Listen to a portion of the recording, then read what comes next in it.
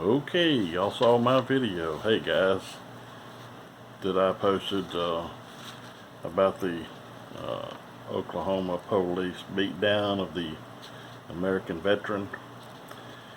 I took some notes. I'm going to refer to those. These are some analytical thoughts on what happened based on my training experience. What I observed. The cashier made claims on the veteran, okay? But it came out as unreasonable acts by the cashier.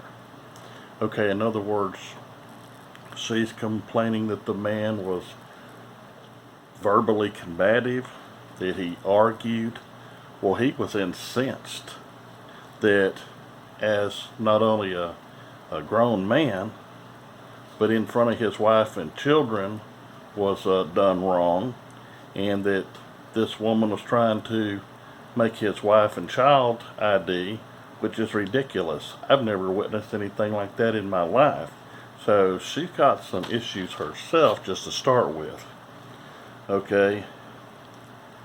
I'm still trying to get an absolute understanding to make sure I'm right about this.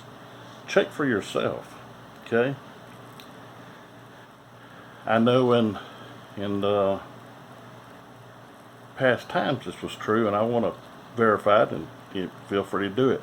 Every state's different, and I believe it's the same way in Oklahoma.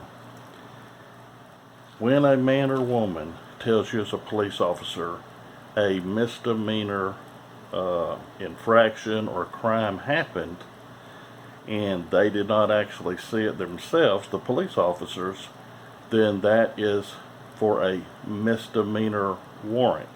So they have to send it in to get a warrant. If they basically decide that she made a complaint, they take a sworn affidavit where if she lies, she's prosecuted for false statement, making a false report to police. Then she signs it under oath that she swears he did whatever it is she alleges he did. Now at that point, then the police can say, okay, now we're conducting a criminal investigation, and based on that, then we're going to demand your identification. Okay? If the woman held him there on the pretense she's going to print out the policy on the Walmart on whatever it is that was alleged, yada yada yada, whatever, then she did that to keep him there.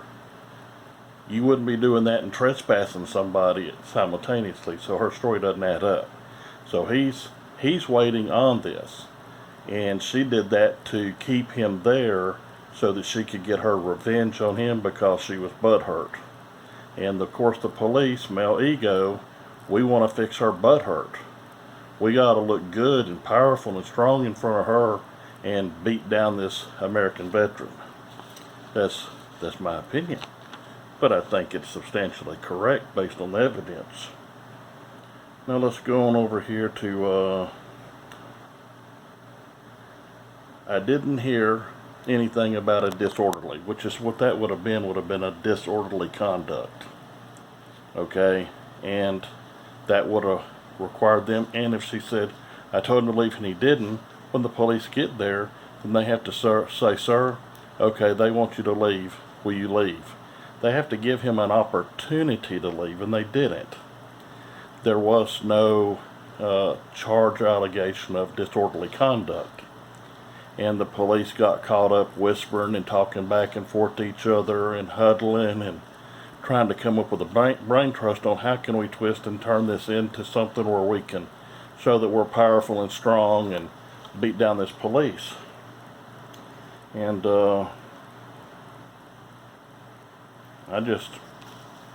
it's just incredibly wrong. Wrong.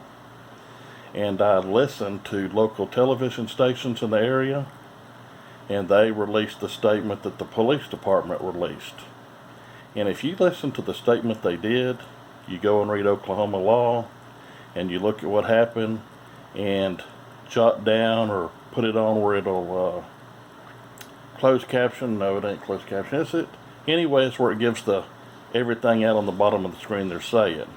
I don't know how to do that, but if you do it and you analytically go back and look, critical thinking again, go back, take notes. What's the first thing you see to the last thing you see? And what did they do in the order? What I'm saying is, if they had have had a felony charge, which they didn't, and then they said, we're arresting you for this felony charge, which would be number one, then you have to ID. But if they don't have the authority to arrest on a misdemeanor a citizen witnessed on scene without a warrant, and they say, I'm arresting you for the charge of disorderly conduct based on this woman's misdemeanor complaint that we didn't witness, and you are now under arrest. Well, only if that was lawful, then could they ask for the ID secondary. And then when they asked for that, then if he didn't give it, it'd be obstruction. But not if the arrest was unlawful. So you, one, must have a lawful arrest. Then, two, you must fail to ID after the arrest. Not while you're talking about it. And they gave him no opportunity to leave as far as trespass. I never heard disorderly conduct. If you did, go ahead and put a comment in. Thank you. God bless you. Have a great day. I'll be doing another critical thinking video here pretty quick. And I got some notes. What's my next thing going to be? I'm going to do it on police training and police action. Okay?